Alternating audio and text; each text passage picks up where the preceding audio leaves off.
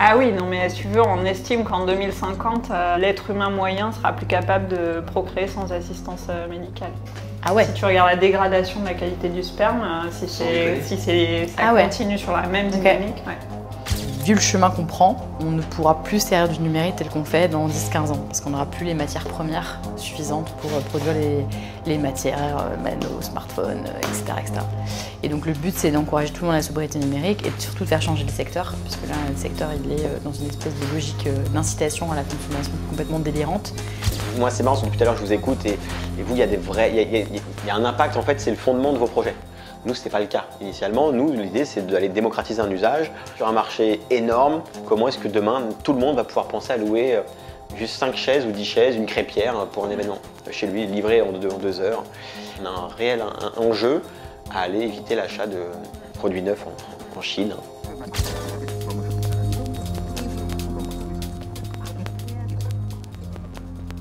Donc on a levé des fonds, on a eu des super invests, on a eu pas mal d'utilisateurs. On a voyagé un peu partout, on a rencontré tout le monde, les Apple, les Google et compagnie.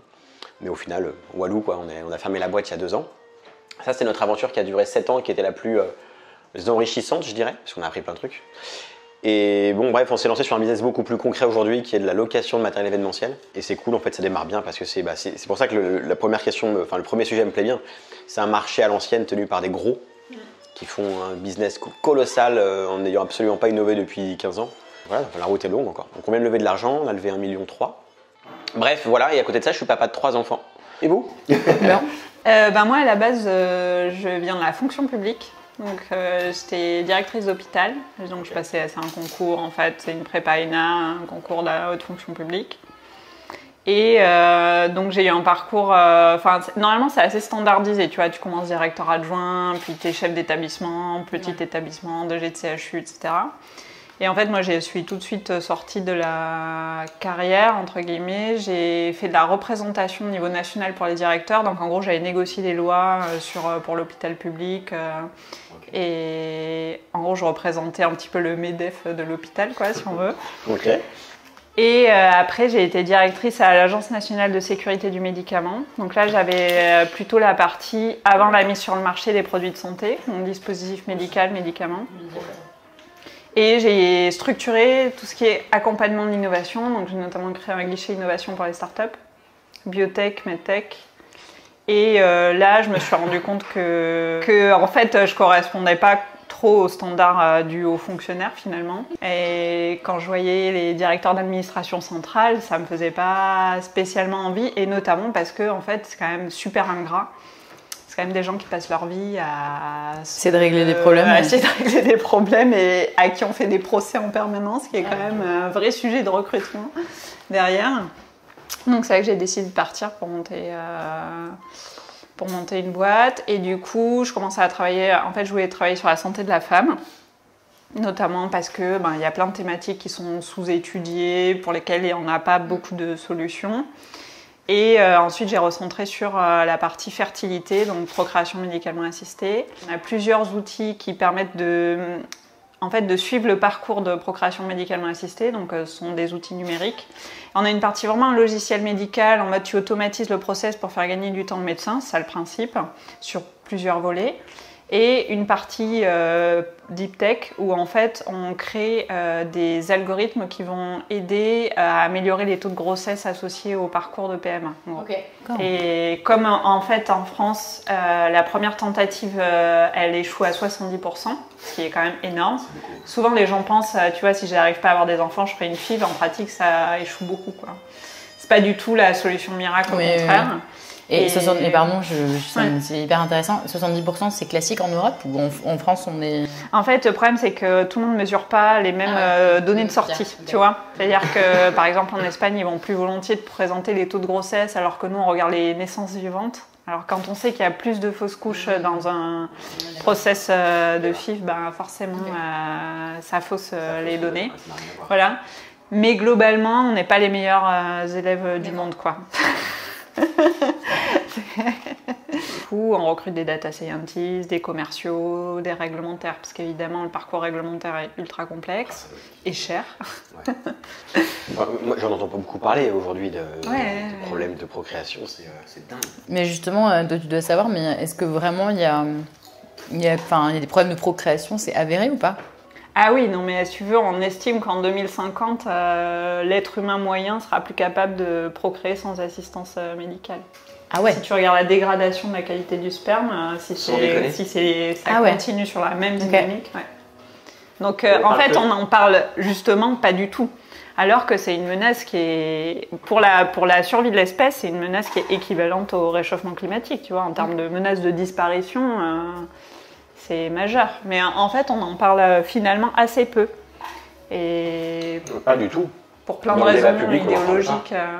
Parce que c'est la famille et que la famille c'est connoté et qu'on ne veut pas dire qu'on est pro-nataliste parce que c'est connoté politiquement. Et je pense que ça fait partie des raisons pour lesquelles on n'en parle pas. Quoi. Alors que c'est des questions sanitaires, là. C'est pas des questions. Enfin, ouais. C'est donner la possibilité on a les causes aux personnes. De ça, mais... tu as à la fois des causes environnementales, effectivement. Ouais. Alors non, on les connaît pas. Enfin, c'est difficile d'établir la causalité, mais il y a des causes environnementales, probablement perturbateurs endocriniens, exposition au plastique, peut-être réchauffement climatique. Il y a des causes sociales, donc notamment l'âge, puisque la première cause d'infertilité, c'est l'âge, le recul de l'âge. C'est la première. Oui, parce qu'en fait, dans toutes les infertilités inexpliquées, c'est un tiers des infertilités, probablement, c'est Oui, parce que tu peux pas savoir. Qu'on est trop vieux, quoi. En fait, tu peux pas savoir. En fait, est-ce que ça serait mieux passé pour cette personne si elle avait 25 ans ou si elle avait 35 ans? Ben si, parce que tu sais qu'il y a une baisse de la qualité des gamètes. Ah oui, d'accord, dans ce sens-là. Okay. En fait, ta capacité, donc déjà, tu vois, chez les femmes, t'as tous tes ovocytes dans le ventre de ta mère, donc ils ont ton âge. Et plus tu vieillis, plus leur propre capacité à devenir un embryon diminue. Et donc ça, c'est assez avec des paliers en plus, donc c'est assez dramatique. Et donc plus tu vieillis, plus tu as besoin d'une très grande quantité d'ovocytes pour avoir à la fin une naissance vivante. Et trop vieux, c'est pas 45 ans, trop vieux, parfois c'est 30 ans, quoi.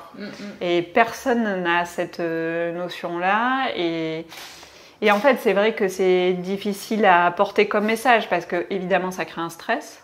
Donc ça crée et on sait qu'en plus le stress c'est mauvais pour les cellules, mais ouais, bon, on s'en sort jamais, quoi. Mais en gros, ça crée un stress et c'est vrai que certains voient ce stress comme une diminution de la liberté individuelle, quoi. En gros, on fait peur aux gens, et si on fait peur aux gens, est-ce qu'ils vont accomplir leur destinée?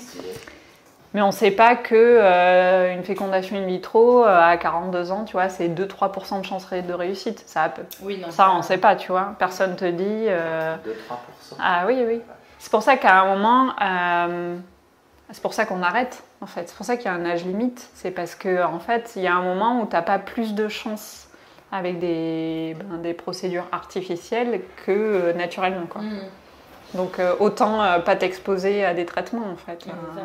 Qui ont l'air compliqués. Qui sont compliqués, douloureux pour certaines, qui prennent du temps, moralement ça a l'air aussi c'est une très grosse phase d'examen, de dépossession du corps. Déjà, quand tu tombes enceinte, je trouve que ton corps ne t'appartient plus beaucoup.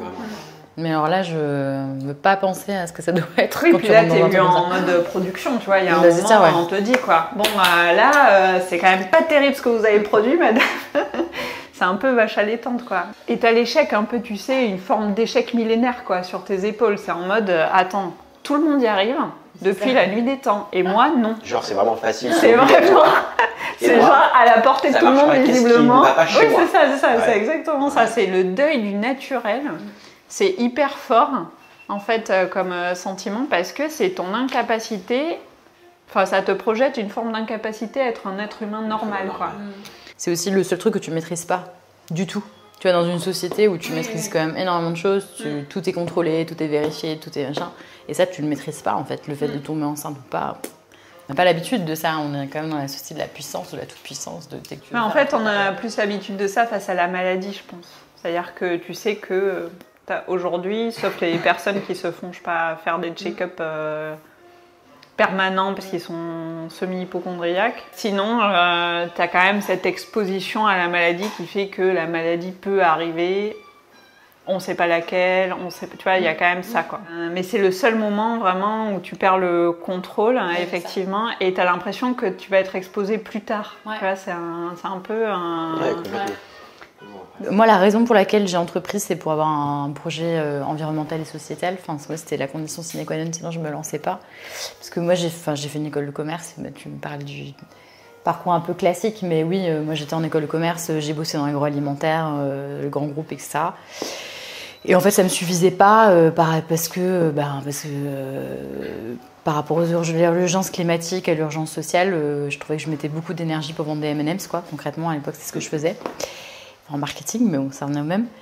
Et donc, du coup, moi, j'ai lancé Télécope. Télécope, c'est un opérateur télécom coopératif. Et l'objectif, c'est d'inciter le plus grand nombre à la sobriété numérique. Non pas parce qu'on est des amiches, mais parce qu'on croit dans l'opportunité que représente le numérique. Et on sait que, vu le chemin qu'on prend, on ne pourra plus servir du numérique tel qu'on fait dans 10-15 ans. Parce qu'on n'aura plus les matières premières suffisantes pour produire les matières, nos smartphones, etc., etc.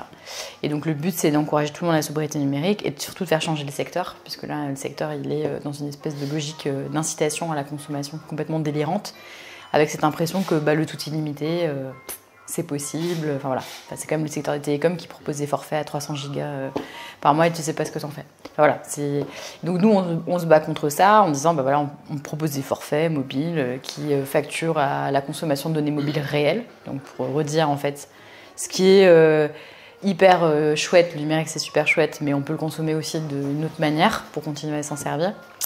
Et on travaille sur comment est-ce qu'on fait pour permettre à chacun de garder ces petits appareils là, le plus longtemps possible, parce qu'en moyenne, les Français le gardent 2 ans, mais il faudrait le garder plutôt entre 7 et 10 ans pour amortir l'empreinte environnementale de cette petite bête, parce que il y a plein de matériaux dedans qui viennent des 4 coins du monde, qui sont souvent extraits par des enfants, n'ayons pas peur de le dire, dans des zones en guerre. Enfin voilà. Donc en fait, ce qu'on a là, c'est une petite catastrophe ambulante, quoi. Donc on a intérêt à le garder le plus longtemps possible. Et pour reboucler sur ce que tu dis, moi j'aurais pas pu investir mon énergie et mon envie d'entreprendre pour autre chose que ça, par contre, je crois.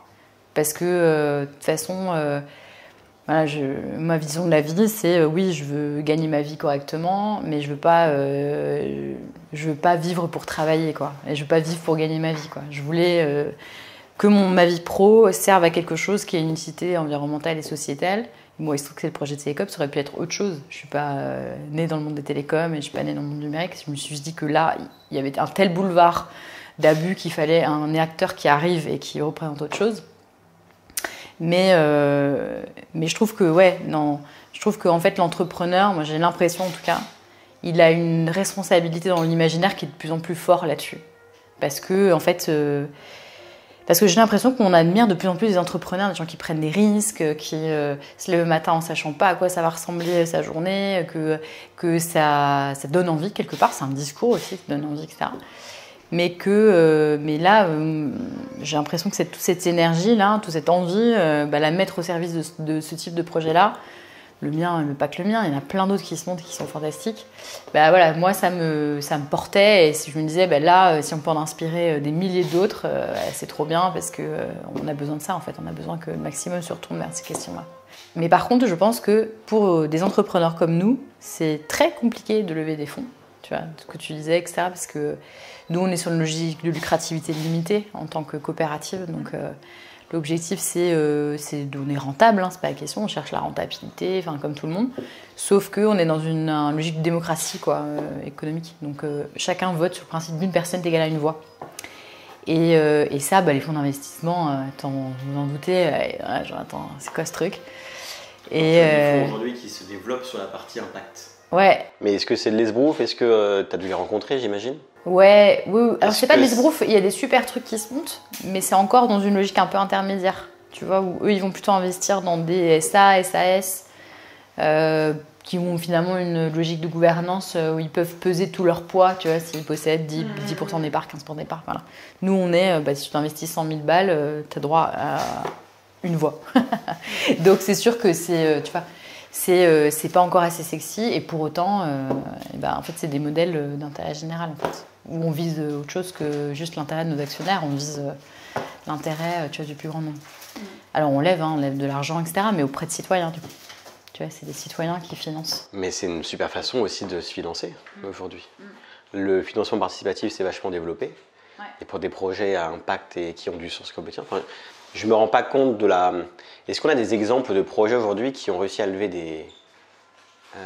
des sommes colossales pour développer des idées comme la tienne?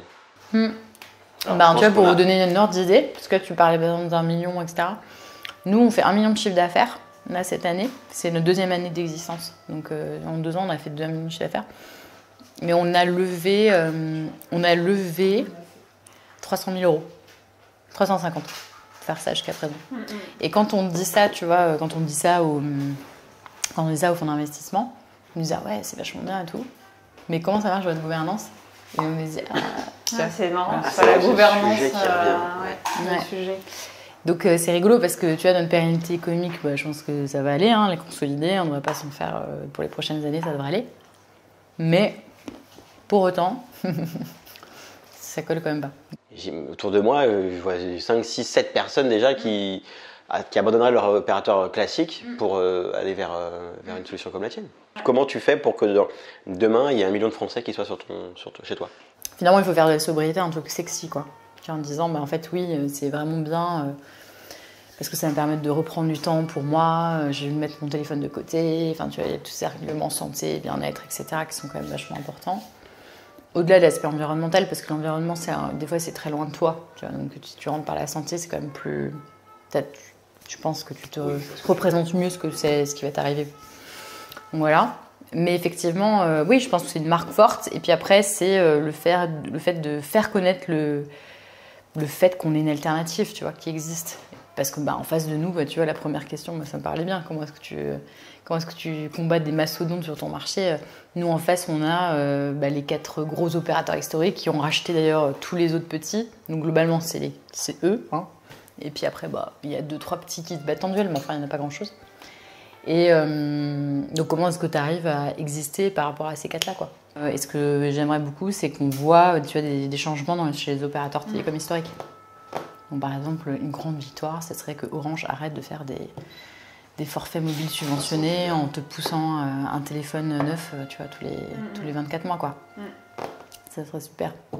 Mais tu vois, ça, c'est un succès qui n'est pas pour moi, c'est un succès d'intérêt général. Mais... Oui, et puis là, tu as le sujet d'éducation quand même du marché, parce que le consommateur final, il a envie de changer de téléphone, tu vois. Ouais. Donc, comment tu fais pour opérer un changement chez Orange ou d'autres, si en fait, son consommateur final, lui, veut changer de téléphone, tu vois. C'est pas si vrai, il ne veut pas forcément changer de mobile, il veut surtout avoir un téléphone qui fonctionne.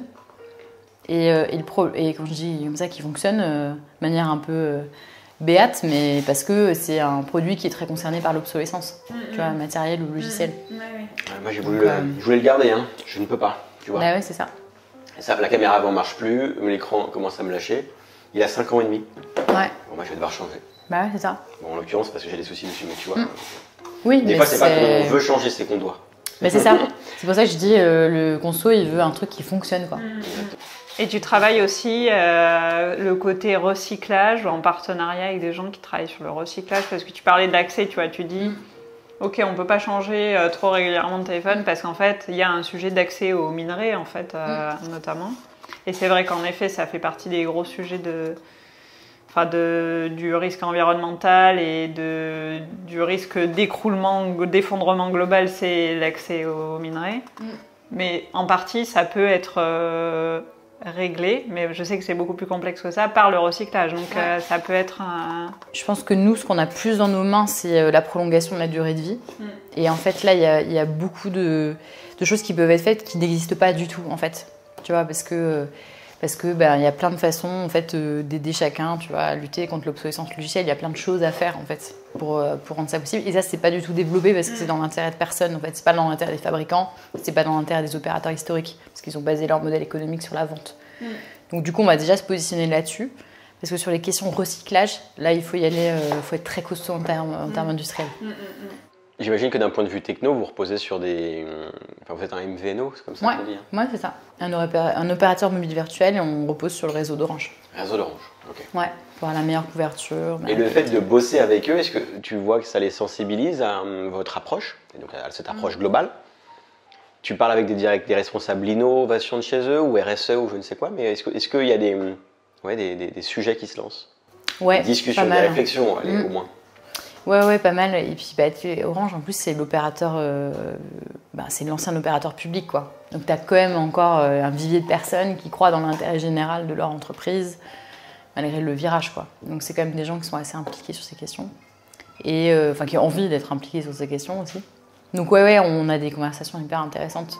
Parce que notre approche, ça leur pose question sur l'économie circulaire, sur aussi l'économie de la fonctionnalité, comment tu dis...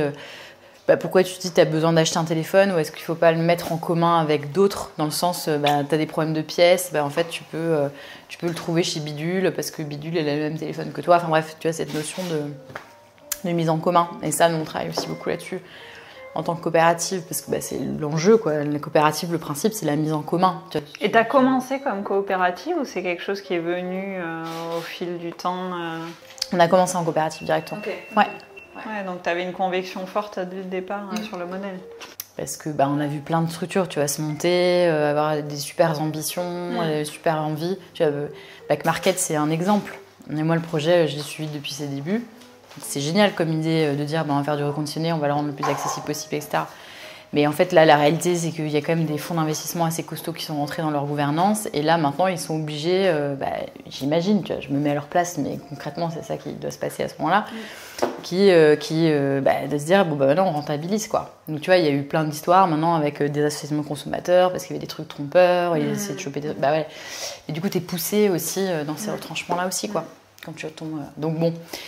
Notamment dans de la biotech, tu peux avoir une décennie d'investissement en attendant des résultats. Mais on attend que tu changes et que tu aies un vrai impact sur le dépistage d'une maladie, sur une molécule que tu as pu découvrir et qui a un mécanisme d'action. Voilà. Nous, on attend un impact de notre part, c'est-à-dire que ceux qui nous financent, ils attendent qu'un jour on améliore concrètement, tu vois, les taux de grossesse associés au parcours de procréation médicalement assistée. Pardon, je rebondis, mais la question du prix aussi. Ouais. Comment tu définis ça? C'est une vraie question éthique aussi, parce que ça permet potentiellement à des femmes de mieux, des couples en fait, d'avoir des enfants. Enfin, je sais pas, tu vois. En France, c'est pris en charge par... Tu as 4 tentatives qui sont prises en charge par la sécurité sociale. Donc, la question éthique que tu te poses en tant qu'entreprise, ça va être... et même pas, en fait, c'est combien tu fais payer potentiellement la sécurité sociale in fine. Ouais, sauf que, en fait, pareil, le mécanisme est hyper encadré. La négociation du prix sur des produits de santé, elle est très encadrée.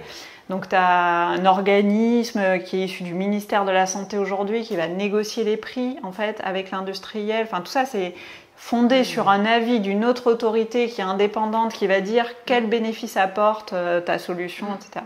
Donc, c'est quand même...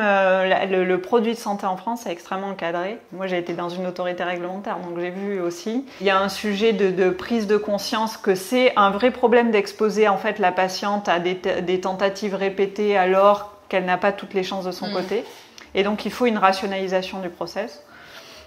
Donc oui, il y a quand même un enjeu évangélisation à tous les niveaux, quoi, en fait. C'est aussi pour ça que je suis contente, parmi nos business angels, il y a aussi des anciens patients, par exemple. Parfois, dans ce monde de l'innovation technologique, tu as des innovations qui, en fait, servent à rien, quoi. Servent à personne. Et dans lesquelles l'État va investir, les fonds vont investir parce que c'est sexy, mais à la fin, ça ne répond pas à un problème. Je sais pas si toi, tu as beaucoup de concurrents. Si, en fait, nous, nos concurrents sont nos partenaires aujourd'hui, puisqu'on a un fonctionnement de marketplace. Donc, par définition, nous, on ne possède pas de matériel ou autre. En fait, on fait vivre nos partenaires. Mais aujourd'hui, nos partenaires, on arrive sur un marché qui est vieillissant, qui est quand même très mature. Et donc, nos potentiels partenaires nous voient comme des concurrents. Et on a eu des lettres, on a eu des lettres pas très sympathiques, on a eu on a eu des commandes qui étaient des commandes juste pour attester qu'on On utilisait une photo d'un catalogue A et puis d'un catalogue B, qu'en fait on prenait pas le matériel chez un fournisseur A et B. La dénonciation. Il y a eu la dénonciation, donc on a eu vraiment tout type déjà de comportements étranges, mais en fait ce qui est marrant c'est que ces comportements arrivent quand on sait qu'on vient titiller quelque chose. Oui, c'est sûr. Et tu réveilles un truc. On réveille un truc. Et en fait nous ce qu'on est venu réveiller c'est... En fait on est venu souffler sur la poussière. Donc du coup c'est des gens qui sont en plus en position dominante et qui veulent surtout pas se remettre en question. Et qui veulent pas s'ouvrir aux nouvelles techno ou aux innovations d'usage. Il n'y a qu'à voir les hôtels qui se sont battus face à Airbnb au début. Hein. C'était une guerre sans merci. Bon, je crois qu'aujourd'hui Airbnb pèse X fois le groupe Accor ou le groupe Hilton. Et bon, en l'occurrence, il y a une concurrence évidente entre des logements de particuliers qui sont mis à la location pour une nuit et des chambres d'hôtel. Donc là, c'est clair, c'est venu chatouiller, mais déranger un marché existant. En fait, il y a un nouveau marché qui s'écrit en parallèle. Nous, dans notre cas, c'est pas ce qu'on fait. Nous, en fait, notre job, nous, c'est d'apporter du business à nos partenaires loueurs qui nous voient comme des concurrents aujourd'hui. Donc nous, ce qui est très dur. Comment vous faites là du coup on passe notre temps à leur expliquer qu'on n'est pas concurrents. En fait, on leur simplifie la vie, de tout point de vue. On leur évite des frais de démarchage, on leur évite des frais commerciaux, on leur évite des frais administratifs, on leur évite souvent des frais autres comme le transport. Là, je ne vais pas rentrer dans le détail parce que ce n'est pas forcément hyper intéressant, mais on va gérer tout de A à Z. Nous, on leur envoie un deal, on va gérer tout le transport, toute la partie administrative, et eux, en fait, ils nous envoient une facture, quoi. Au lieu de mettre 2 personnes dessus, 3 personnes dessus. Donc, on leur explique ça, et en fait, quand on commence à bosser avec eux une fois, 2 fois, ils disent « Ah ouais, ok, ça a de l'intérêt ». Le problème, le gros frein, il est au début. Nous, ce qui est marrant, c'est qu'on a choisi un secteur qui est assez inconnu du grand public, dans lequel, à première vue, il n'y a pas de dimension sociale. Hein. On ne vient pas aider des gens dans le besoin, en difficulté, de façon très large. Mais en réalité, on s'est aperçu qu'on pouvait avoir de l'impact, parce qu'en démocratisant l'usage de la location de matériel, pour un événement perso et ou pro, en fait, on va éviter l'achat de matériel neuf. Et ce qu'on s'est rendu compte, en posant des questions à nos clients, B2C comme B2B, hein, donc pro comme perso, c'est que les gens des fois achètent du matériel, vont acheter 20 chaises en plastique, et puis ils vont les jeter après. Ils vont les entreposer quelque part, mais en fait, dans 10 ans, elles seront jetées. Elles vont servir 2-3 fois. Et en fait, on a réussi à démontrer avec notre modèle qu'on arrive à économiser du CO2 sur chaque commande. Et moi, c'est marrant, depuis tout à l'heure, je vous écoute, et vous, il y a un impact, en fait, c'est le fondement de vos projets. Nous, ce n'est pas le cas. Initialement, nous, l'idée, c'est d'aller démocratiser un usage intéressant, sur un marché énorme, et d'en créer un usage hyper cool. Comment est-ce que demain, tout le monde va pouvoir penser à louer juste 5 chaises ou 10 chaises, une crêpière pour un événement chez lui, livré en 2 heures. Et en fait, ça, c'est vraiment un usage qu'on sait qu'on va développer. On le voit très bien aujourd'hui sur les tendances qu'on sait. On espère qu'on va réussir à le faire, mais c'est bien parti. Mais en gros, l'autre sous-jacent, c'est la dimension impact. En fait, on a un réel enjeu à aller éviter l'achat de produits neufs en Chine, pour citer ce beau pays. Surtout sur ce que vous surtout sur le matériel qu'on fait. Bah ouais, des produits. Hein. On peut quasiment dire, enfin, c'est 5%. Alors c'est marrant, on a un de nos invests qui m'appelait aujourd'hui, qui me dit, écoute, je connais quelqu'un qui travaille en Grèce, et lui, en fait, il fabrique des produits en Grèce. Et en fait, on ne se rend pas compte qu'il y a quand même des pays européens qui produisent beaucoup plus que ce qu'on pense, sauf que le réflexe chez nous tous aujourd'hui, c'est quand même de regarder où c'est le moins cher, souvent. Quand je dis nous tous, c'est entrepreneurs qui voulons vendre quelque chose, et force est de constater que c'est souvent en Asie, quoi. Parce que toi, tu n'as aucun stock en propre, c'est ça, hein? Non, okay. Aucun stock. Et par exemple, là, les clients que tu as, donc tes partenaires et un peu tes concurrents aussi, enfin, de la façon dont tu le décrivais. C'est vraiment des partenaires, mais ils nous voient comme les concurrents. Ouais, c'est ça, eux le voient comme ça. C'est-à-dire que, mais on est d'accord qu'eux, ils ne bossent pas avec les particuliers non plus. Certains, pour le moment. Bien sûr. Si, d'accord. Certains, okay. bien sûr. Okay. Ouais. Parce que là, je pensais que ça leur ouvrait carrément un marché, parce que moi, j'ai jamais vu de location de matériel. Enfin, tu vois, c'est une super idée. Parce qu'effectivement, on organise des événements régulièrement de ma famille, et je me disais, mais c'est vrai, c'est quand même un peu curieux de se dire, je m'équipe et je me rééquipe. Alors là, on rassemble tous les trucs de tout le monde, tu vois, les gens ramènent les choses, mais c'est vrai que... Quand c'est faisable, tant mieux. C'est du réemploi d'objets, il faut le faire. Quand tu n'as pas, plutôt que d'acheter pour en fait rien en faire ou jeter. Ce qui est compliqué, c'est on fait 2 très gros événements demain et après-demain. C'est dont un événement qui va être l'événement le plus streamé au monde sur Twitch. Cet événement, nous, on a réussi à y avoir accès parce qu'on a une démarche un peu start-upienne, si je puis dire, très jeune sur le métier, que n'ont pas du tout nos concurrents, même s'il y en a qui pensent l'avoir, c'est pas vrai. Ce qui est très marrant, c'est de voir que quand tu viens innover sur un sujet où il n'y a pas eu d'innovation depuis longtemps, tu embêtes les gens. Les gens n'ont pas envie de bouger. Les gens ont tout de suite peur. Les gens ont tout de suite le réflexe d'attaquer. Je ne sais pas, dans ton cas, justement, c'est ce qui m'intéresse, parce que j'ai quand même bossé dans les télécoms avant un petit peu. Tu n'as pas eu de menaces, tu n'as pas eu de... Enfin, attention de menaces. Ouais. Tu n'es pas en concurrence frontale, bien évidemment, mais Orange aurait pu dire, en fait, non, votre message, il est cool, tiens, on va vous le prendre. Et puis on va pas bosser avec vous, on va pas vous fournir le service que vous souhaitez. Alors il y a une raison réglementaire, c'est-à-dire qu'ils sont obligés, les opérateurs télécoms qui possèdent une infrastructure sont obligés de l'ouvrir, tu vois, aux opérateurs télécoms qui veulent se lancer et qui n'ont pas de réseau. Ça n'empêche que ça c'est dans les faits, hein, mais il faut quand même ouvrir la porte. Donc il faut quand même qu'à un moment donné tu puisses signer le contrat, quoi. Donc voilà. Je pense que nous, là, la façon dont on l'a fait, c'est qu'on a cherché à se rapprocher d'autres petits. Tu vois, pour commencer à monter et commencer à peser. D'autres petits projets comme le vôtre? D'autres, non, alors pas forcément, mais d'autres opérateurs télécoms qui étaient comme nous, qui n'avaient pas d'infrastructure, en se disant, en fait, on va voir avec eux déjà pour arriver au premier niveau.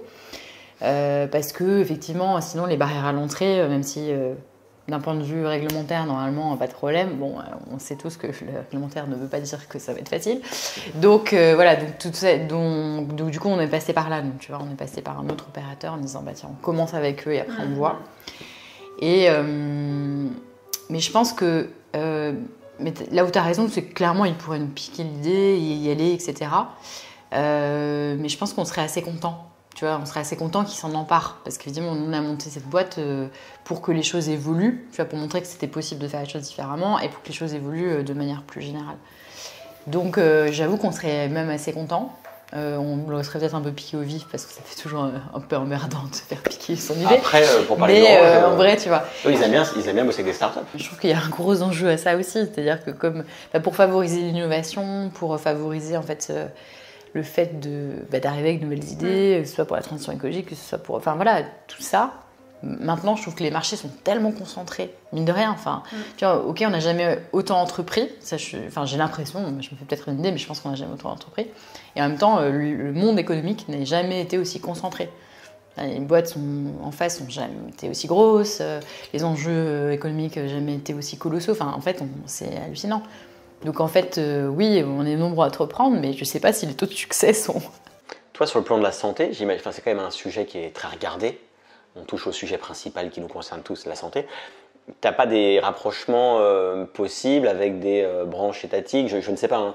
T'as pas l'État ne peut pas... Le ministre de la Santé, je ne sais pas si vous le connaissez, c'est ce qui fait un sourire, j'aime bien. En gros, est-ce que ce n'est pas quelqu'un qui peut vous aider, vous pousser Est-ce qu'il y a des rôles à jouer au niveau de l'État? Parce que bon, on dit souvent que l'État est lent sur plein de trucs. Oui, on est tous d'accord ici. On dit souvent que l'État n'aide pas, mais dans le cas de la santé, j'ai quand même l'impression que quand il y a des bonnes idées, il les pousse. Au-delà des subventions BP dont tu peux parler tout à l'heure. Est-ce que vous pouvez faire des économies à la sécurité sociale? Alors oui, il faut démontrer que tu vas faire des économies à la sécurité sociale, ça c'est sûr. Et oui, l'État a un rôle à avoir, beaucoup dans le financement de la recherche en fait. Et le financement des entreprises innovantes parce que en fait tu vas parfois mettre des années avant justement de pouvoir commercialiser un produit.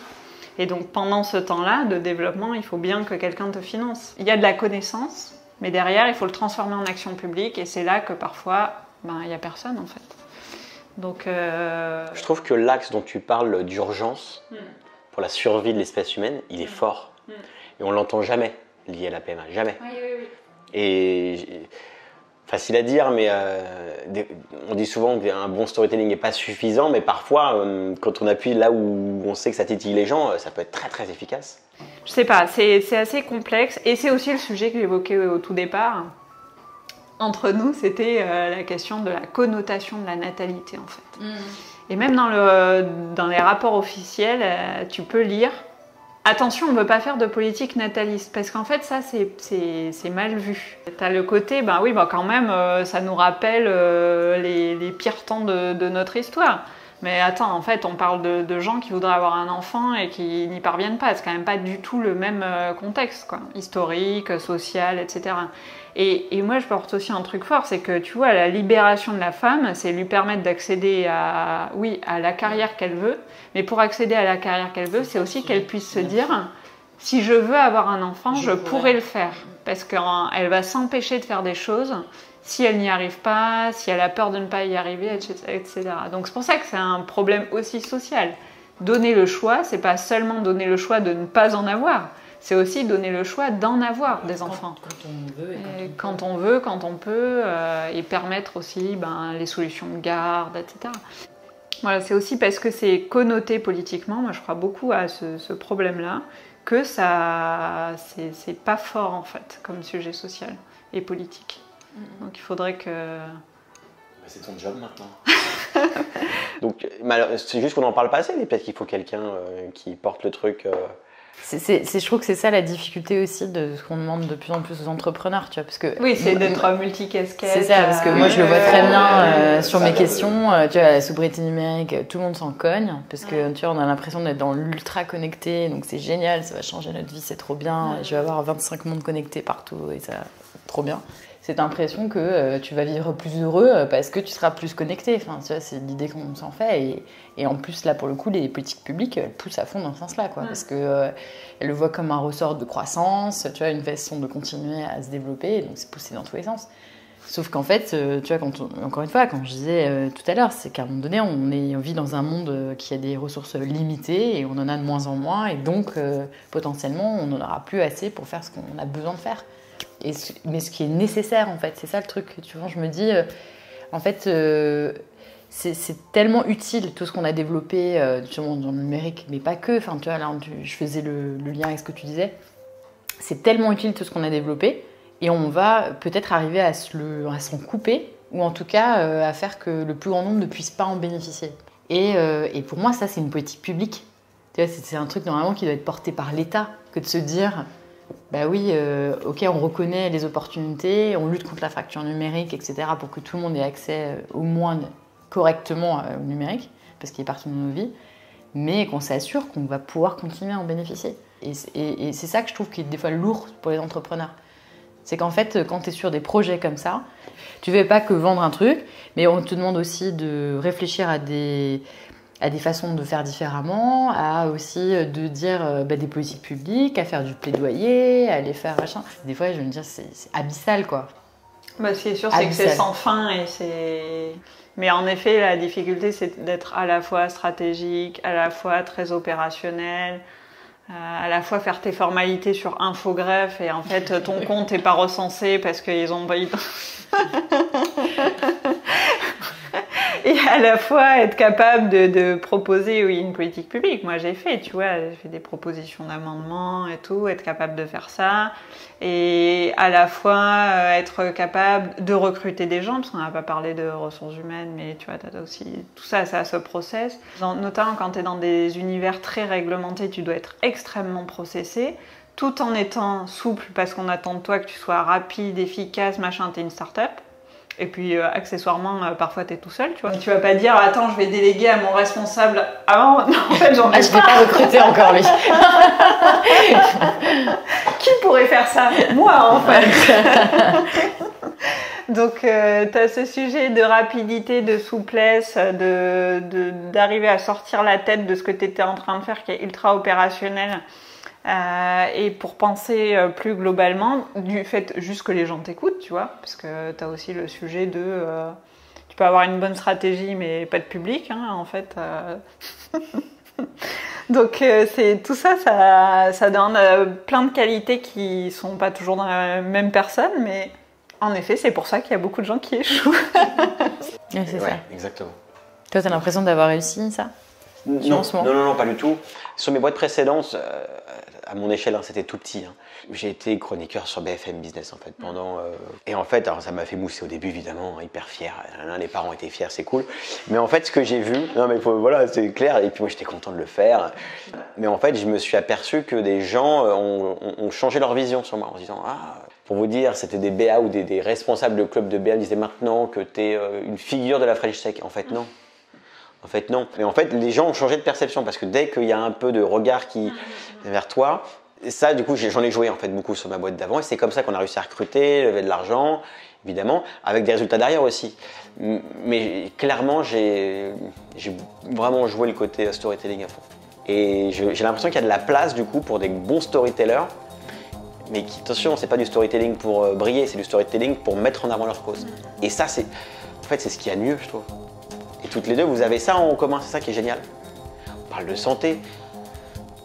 Je trouve ça incroyable. Merci, hein, trop bien.